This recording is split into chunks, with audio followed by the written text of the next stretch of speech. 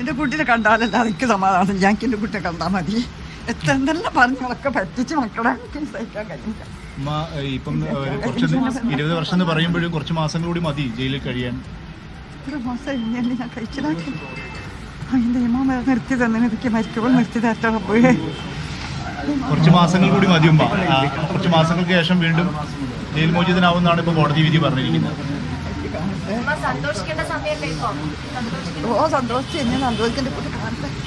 പെട്ടെന്ന് തന്നെ മോചനം ഉണ്ടാവും എന്നുള്ളൊരു പ്രതീക്ഷ ഉണ്ടായിരുന്നു.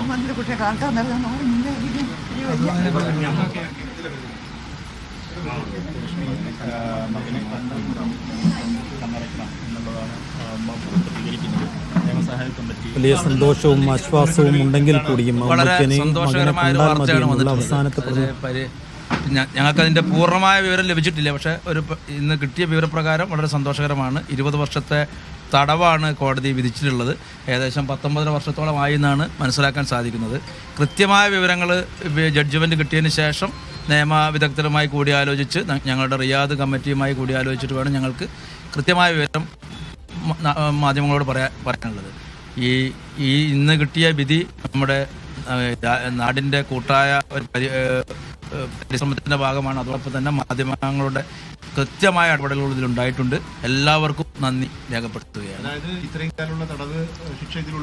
തീർച്ചയായിട്ടും പിന്നെ പറഞ്ഞിട്ടുള്ളത് എന്നാണോ അയാൾ കസ്റ്റഡിയിൽ വന്നിട്ടുള്ളത് അന്ന് മുതൽ ആണ് ഈ തടവ് എന്നാണ് ഞങ്ങൾക്ക് അറിയാൻ സാധിച്ചിട്ടുള്ളത്.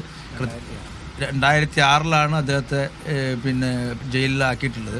ഇത് 2000 ഡിസംബറിലാണ്. ഇന്ന് 2025 മെയ് മാസമായി അല്ലേ, ജൂണിലേക്ക് കിടക്കുകയാണ്. അപ്പം വളരെ ചെറിയ കാലഘട്ടം കൂടി നമുക്ക് അദ്ദേഹം ജയിലിൽ കിടക്കേണ്ടതായിട്ടുള്ളതാണ് മനസ്സിലാക്കാൻ സാധിച്ചത്. ഈ അറബി മാസമായിരിക്കും ഇതിൻ്റെ പിന്നെ ദൈർഘ്യം കണക്കാക്കുന്നത്. അതുകൊണ്ട് തന്നെ നമ്മളെക്കാൾ കുറച്ച് ദിവസം ഇംഗ്ലീഷ് മാസത്തേക്കാൾ കുറച്ച് ദിവസം കുറവാണ് അറബി മാസം എന്നാണ് മനസ്സിലാക്കുന്നത്. അല്പസമയം മുമ്പാണ് റഹീമിന്റെ കുടുംബത്തെ കാത്തിരുന്ന ആശ്വാസ വാർത്ത വിധി വന്നത്. അടുത്ത വർഷത്തോടുകൂടി റഹീമിന് ജയിൽ മോചിതനാകാമെന്നതാണ്. റഹീമിന്റെ ഉമ്മയുടെ പ്രതികരണം നമ്മൾ തേടിയിരുന്നു. പക്ഷേ വലിയ ആശ്വാസവും സന്തോഷവും ആനന്ദവും ഒക്കെ കലർന്ന ഒരു സമ്മിശ്ര വികാരം ആ ഉമ്മയ്ക്കുണ്ടാകും. അതുകൊണ്ട് തന്നെ കാര്യമായി പ്രതികരിക്കാൻ അവർക്ക് കഴിഞ്ഞില്ല എന്നതാണ്.